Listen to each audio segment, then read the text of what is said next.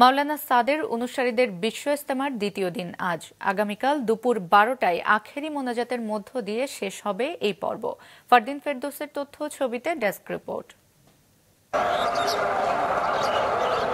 টঙ্গীর ইজতেমা ময়দানে বাদ ফজর বয়ান করেন দিল্লির মাওলানা ইলিয়াস বিন সাদ। বাংলায় তর্জমা করেন মাওলানা ওসামা ইসলাম।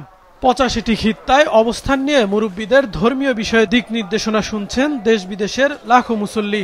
দেশ ও মানুষের কল্যাণ কামনা করেন তারা। আগামীকালকে আখেরি মোনাজাত ইজতেমা, যে সারা দেশের মানুষ এবং সারা বিশ্বের মানুষ, দুনিয়ার মানুষ কিভাবে কামিয়াব হয় এবং ভালো থাকতে পারে, সেই জন্য আমরা সবাই আখেরি মোনাজাত দোয়া করব ইনশাআল্লাহ। সবাই এরকম কিভাবে দিনের উপর উঠতে পারে, এটাই এখান থেকে ইজতেমা থেকে সে মূল আমাদের শিক্ষা নেওয়া আর কি। একমাত্র আল্লাহকে খুশি করার উদ্দেশ্যে নিয়ে আমাদের এই চিন্তা ফিকির নিয়ে আমাদের এই ইজতেমাতে আসা। আখেরি মোনাজাতে মুসল্লিদের যাতায়াতের সুবিধায় 8টি বিশেষ ট্রেন ও বাড়তি বাসের ব্যবস্থা রাখা হয়েছে। বনলতা, কক্সবাজার এক্সপ্রেস, সুবর্ণলতা, পর্যটক এক্সপ্রেস ও সোনার বাংলা, এই 5টি বিশেষ ট্রেন ব্যতীত টঙ্গী স্টেশনে সকল ট্রেনের যাত্রা বিরতি রাখা হয়েছে। আগামীকাল আখেরি মোনাজাত অনুষ্ঠিত হবে দুপুর 12টায়। নিজামুদ্দিন মার্কাজের শীর্ষ মুরব্বী সাদ কান্ধলবির বড় ছেলে মাওলানা ইউসুফ আখেরি মোনাজাত পরিচালনা করবেন। বাংলায় তর্জমা করবেন মাওলানা মুনির বিন ইউসুফ। কিভাবে আমরা ভ্রাতৃত্ব বন্ধনের সাথে সবাইকে একসাথে নিয়ে আখলাকের সাথে, ভালো ব্যবহারের সাথে এবং একতার সাথে আগে বাড়তে পারি, এটাই মূল মেসেজ।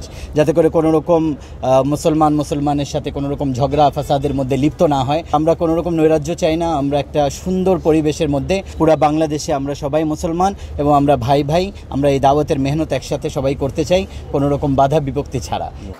এদিকে আখেরি মোনাজাত ঘিরে নিরাপত্তা ও নজরদারি বাড়ানো হয়েছে বলে জানিয়েছে পুলিশ।